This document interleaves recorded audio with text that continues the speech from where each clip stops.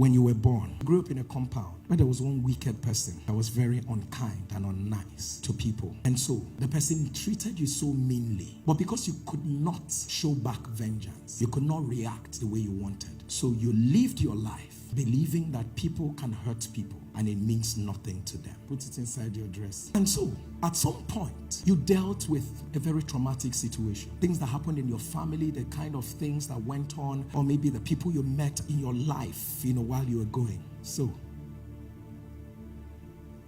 you got into relationships and you began to experience too many heartbreaking. You saw people lie. You saw people take others for granted. You dealt with clients and you saw that how people can take other people's money and it doesn't bother them. And then you go like, wow, is that the way the world is? And somehow something snaps in you. And then probably you were nice to someone. You showed them so much love. And all they did was to betray you, stab you in the back. In fact, the very things that you shared with them were the things they told your enemies. So don't forget that his original color is this. But behind who he is, there are many other layers. What happens to him is that in time, as the layer increases, he no longer recognizes this person. So who he recognizes these things that have happened to him. So when he talks to you from this place. But let me tell you the dilemma. Who God recognizes this, who God wants to bless is this person. Who God wants to use is this person. Who he is presenting himself to be is this person. So he no longer will trust anybody. So you find out that in time, who people will be relating with is all these things that have happened to him, not who he is. So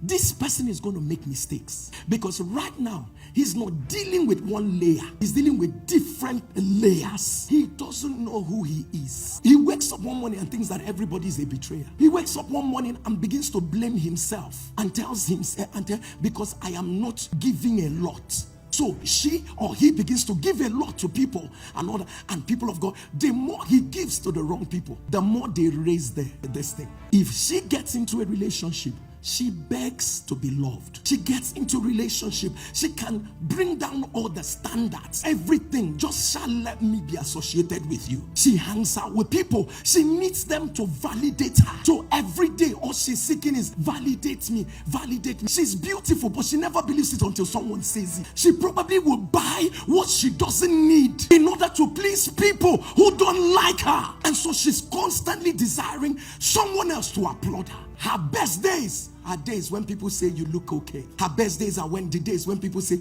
you are amazing. But never forget that life is not you. So people who crazily want validation have layers they need to deal with. You're not getting blessed because God cannot bless the fake you. God can bless the layers. That's not what God is going to bless. God is going to bless the true you. There are things that you are even praying about. The true you cannot pray about it. I don't know whether you're getting what I'm saying. The true you won't pray about it because that's not your purpose. It will derail you. But you're praying about it because you actually want it to validate you. But the true you doesn't need that to be validated. That's not who you are. It is not true that you're not good enough. It is not true that you need to obligate yourself. It is not true. It is not true that you're not fine enough. It is not true.